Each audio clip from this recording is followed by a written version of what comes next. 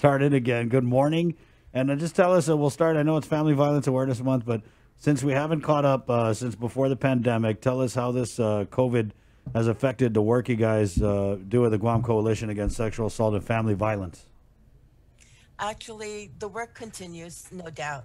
And although the Guam Coalition Against Sexual Assault and Family Violence is not a direct service provider, our partners, our member programs are.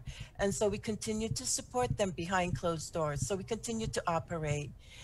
We continue to provide webinars, and we've been doing that since practically, since August, nearly. We've done about 6 weeks of training that we provided out to support our partners as well. So we continue the work, and of course, our member programs and our partners continue to reach out, and I appreciate this opportunity to also reach out to the larger community to say that although many of the services that our partners are providing are remote, they are there and they are available. So yes, this pandemic has really thrown a wrench in our work as well as everyone else, no doubt. So it's just been an interesting new environment that we all work in. Right. You know, Cynthia, I think the last time I even spoke to you, saw you was last year when we were talking Yes. about No More, right? And so, Yes, absolutely. right, and you guys have a lot of activities scheduled for this month, and you have, tell us about the webinar that's coming up. Actually, we have several webinars coming up.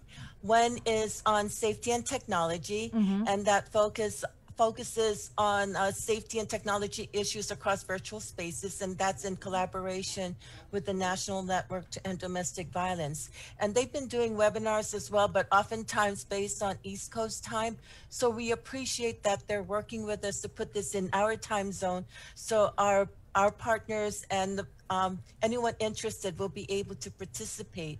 In addition, there is also the new Title IX rules and regulations, and that focuses primarily on addressing sexual assaults on campuses and how campuses will need to be able to address and be able to have safety measures and protocols in place to address that. So we will also be providing that training coming up in the next few weeks. So those are some of the key activities that we have for the month of October. Sexual assault on campus, is this for teachers or students? Who's this for? Anybody? Actually, it's for everyone. It's primarily for administration and for leadership to ensure that they have protocols in place, because the new guidelines, give specifics as to what they need to have in place, what training they need to provide. And so these are the latest Title IX regulations that were recently issued. So we're providing information to our partners so that we can certainly all be in compliance as well. And what are, I guess if you could, because it is Sexual Assault Awareness Month, Family Violence Awareness Month, what are the numbers showing? Are we starting to see a decrease or an increase? Because I know when I see the magistrate's complaints, I still see it almost every single day. Right. And, we're working closely with our Guam Police Department, because they are the ones who manage the statistics, at least when it finally gets to their end. And many of our partners, though many of their services are provided more on a remote basis, also report that they do not necessarily see the volume as they have before, but certainly the intensity of the abuse perhaps is what they're beginning to see. So we do have statistics that were just released that were provided to us from our partners at the Guam Police Department. So for example, in 2019 alone, they had 1,016 family violence related cases. So when we talk about family violence, we certainly talk about from infant to our manamko. So it's across the lifespan that we know that this continues to happen. And of course, in light of the pandemic, where oftentimes we do not see the abuse because now we think that it is safer at home, when there's the likely event that many of those who are probably facing this issue are not able to reach out. So we just wanted to reach out to them and say, we are here, we care, and there are agencies who can provide services. And so, where can people go? Like you said, the intensity of the abuse, you're seeing those numbers increase. And we are in this pandemic, and people are staying home, and sometimes they're staying home with their abusers. And so, where can they go? What are some of the numbers that they can call? Well, one of the things too that the Guam Coalition does provide is we do have our online community resource directory, and that's at pacificregionresources.org. So certainly that would be a start to take a look at the different agencies that we have on island. But no doubt the disclaimer there is that many of the services that are provided may look different now. Many of the services provided are done for the most part remotely. And that's because of the PCOR 1 or PCOR 1.5 that we have in those designations and governor's orders. So they are complying with that as well. But some of the agencies offhand among our partners, of course, is Vero, Victim Advocates Reaching Out. So their number is 477-5552.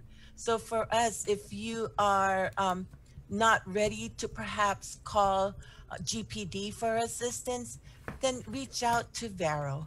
That may be a good starting point. And if it is legal advocacy, we have our partners with Guam Legal Service Corporation, Disability Law Center, as well as with Guam Public Defenders Corporation, who can provide some assistance perhaps with the restraining orders, for example. So there are different avenues that they are able to do. And then we also have Alley Shelter, who can provide the temporary shelter as well. So those are certainly some of the agencies that you can reach out to, that those who may know someone who may be in a situation, give them those numbers. They're the ones who will be able to provide direct services to them, or at least help guide them through the process. Have you had any instances, Cynthia, where the lockdown or closures have impacted or affected people who need help with things like restraining orders or any other types of advocacy issues?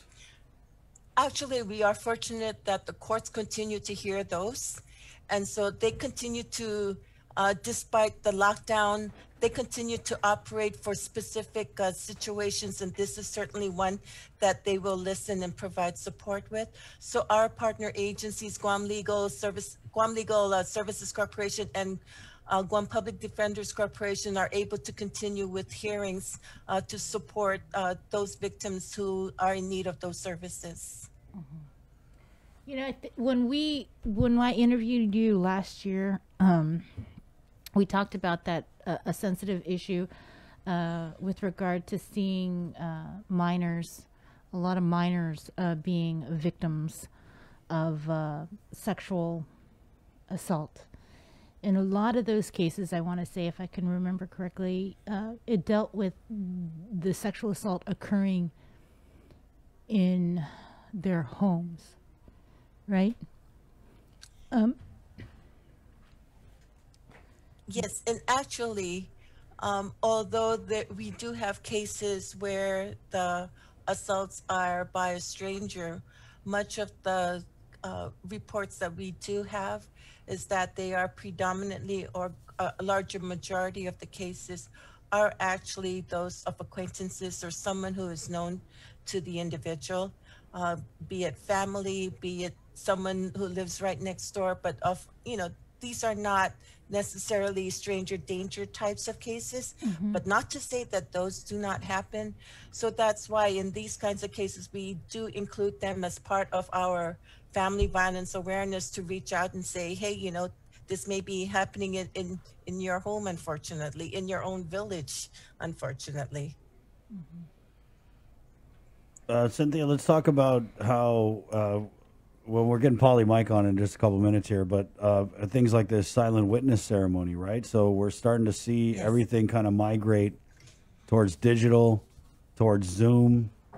And how is that, affected what I'm assuming is usually such a hands-on and face-to-face realm with the work that you do?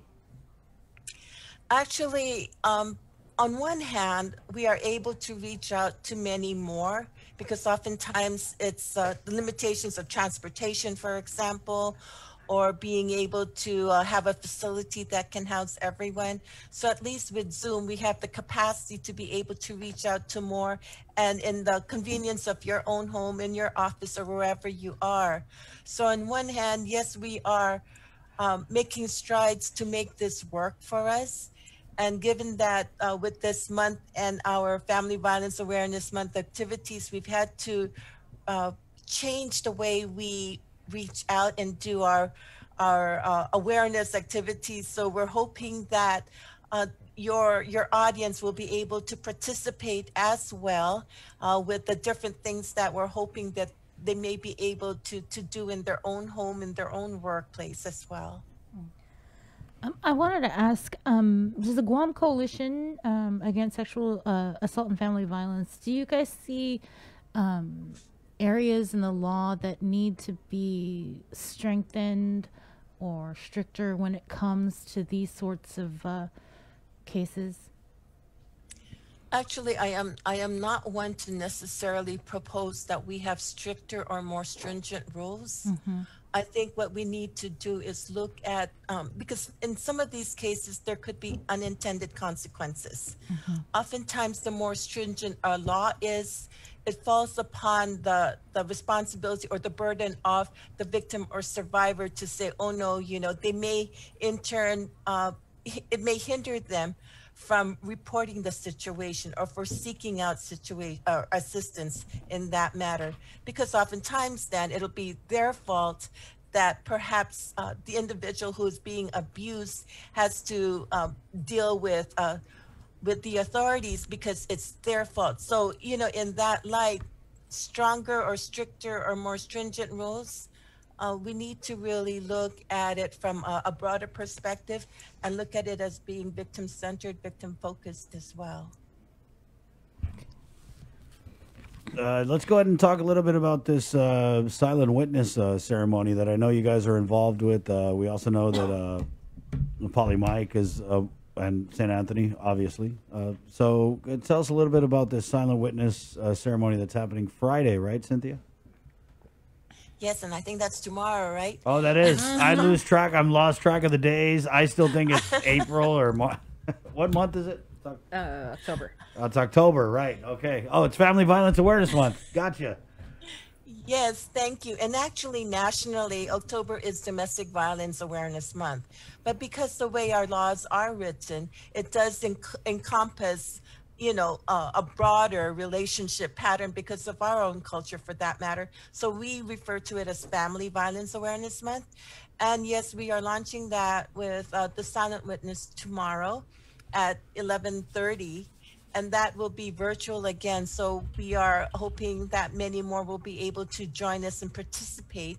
And so we have our partners, and of course that is Polly Mike taking the lead with St. Anthony Church in the Archdiocese of Ucayali, as they are the caretakers of the 28 now silhouettes representing the victims that we will remember as part of the ceremony. So that is starting up tomorrow, along with the governor's proclamation, and then zooming into our legislators for the presentation of the resolution. So we appreciate the support that we have from our leadership as well.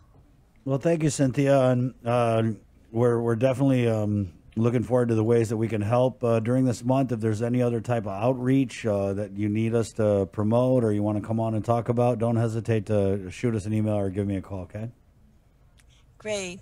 And I know we have many activities coming up, so much of that is also in partnership with some of our member programs and partners, such as the Guam Family Justice Center Alliance. They'll be doing quite a number of fitness challenges on Facebook. So, those are the things that we will certainly be posting and keeping you all apprised. So thank you for the invite and for helping us raise awareness. All right, make sure you take advantage of it.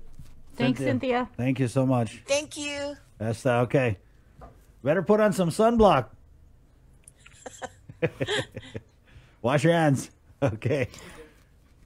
That's Cynthia Cabot, the Guam Coalition Against Sexual Assault and Family Violence.